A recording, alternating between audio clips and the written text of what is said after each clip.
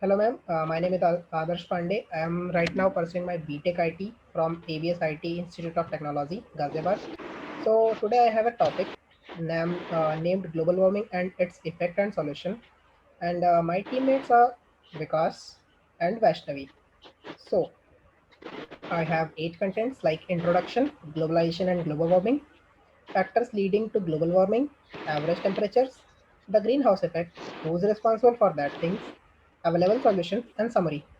So, Vikas, continue from here. Hi everyone, my name is Vikas Yadav. I'm from Allahabad. Currently, I'm pursuing BTech in IT branch.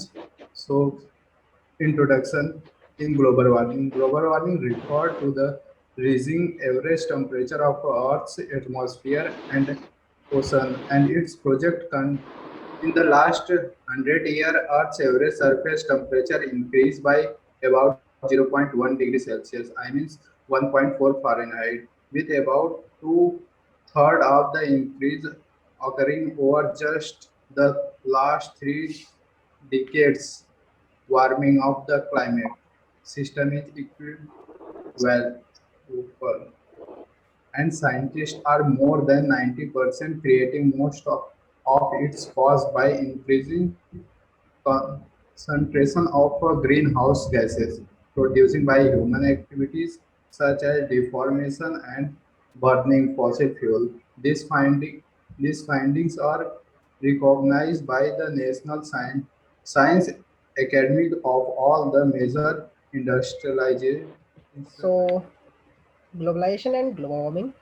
So, the cause of the global warming is human activity, like examples are fossil fuels, combustion associated with industrial development, the burning forests, biomass combustion, like the burning of wood, coal, dung for cooking and heat. The inability to solve global warming is emblematic of the failures of globalization. However, it is also an opportunity to use the forces of globalization for the good of the planet's health. So, factors leading to global warming, like the most important factor in heating climate change is reducing level of carbon dioxide in the atmosphere. The global average temperature has risen by zero point 0.6 degrees Celsius in the last 100 years. Like the cost of dealing with the effect of climate change is almost $300 billion per year. So projected changes in global temperature. So there is a graph that shows global temperature. The graph divided into two parts: before 2000 and after 2000. So before 2000, the average temperature of the Earth is above 15 degrees Celsius, but after 1999, it's growing and growing. So next is past Earth temperatures. There is a graph which has shown 5 years annual average. Next is past Earth temperature that shows the temperature of past time, and here is an also a faster temperature that shows that global temperature variation for the past 4 lakh 25 years. The present is at the right. The horizontal O line, zero line, represents the 1961 to 1990 average global temperature. The numbers on the left show the variation from the baseline in centigrades. So this image is based on data from the National Oceanographic and Atmospheric Administration. So Vaishnavi, please continue. So, hello everyone, myself Vaishnav Paul, and I am pursuing BTech IT in ABS IT Institute of Technology. So, the greenhouse effect. The greenhouse effect is the rise in temperature that the Earth experiences because certain gases in the atmosphere trap energy from the sun. Without these gases into space, and its Earth's average temperature would be about 60 degrees Fahrenheit. Because of how they warm our world, these gases are referred to as greenhouse gases.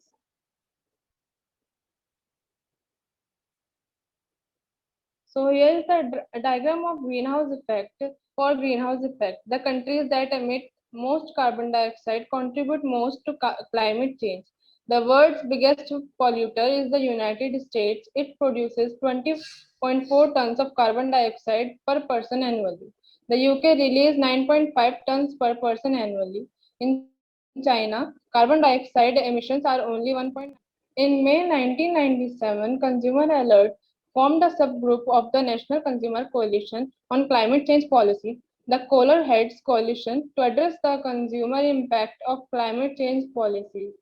A total of 178 countries, including 39 industrialized nations, signed up to the Kyoto Protocol in 2001. United States, the world's largest emitter, has not come on board. Reduced reliance on fuel will help to slow down the effect and will help to adapt better to changes in the future. Thank you, Vaishnavi. So from here, Vikas will continue. So Vikas, please continue. Okay, others. Possibly important implication of the environment policy, policies. According to the report by Department of Energy, string target to reduce fossil fuel emission in US will cause energy intensive industry, including steel, iron, chemical, rubber, and plastic, to feel from the development countries to understand countries taking with them hundreds of thousands of possible implication of environmental policies. The second one is a carbon tax will cause relatively large income losses in the first 150 of the population. The poor because they spend a great proper proportion of their income on necessities would have few ways to cut back to competence of higher living cost. Third one is stabilization emission at 1990 level by 2010 would reduce the growth of US per capita income by 5% per year. Fourth one is senior citizen on fixed income would find their energy costs escalating and their income doubling. While the policies actually stop global warming. By the estimation, only several reduction in global CO2 emission on the order of 60% or more will alter our force cost. The resulting economics dis- dislocation would be treated voluntarily, outweighing the negative impact of even the most apocalyptic warmings. If the policies do not include development, if the policy do not include development nation, the result will be likely be a reallocation of emission to developed nation, not a reducing of emission. Summary: global problems attributable of human activity. Nature can change it by itself. Demand supply law may change it. Thank you, ma'am.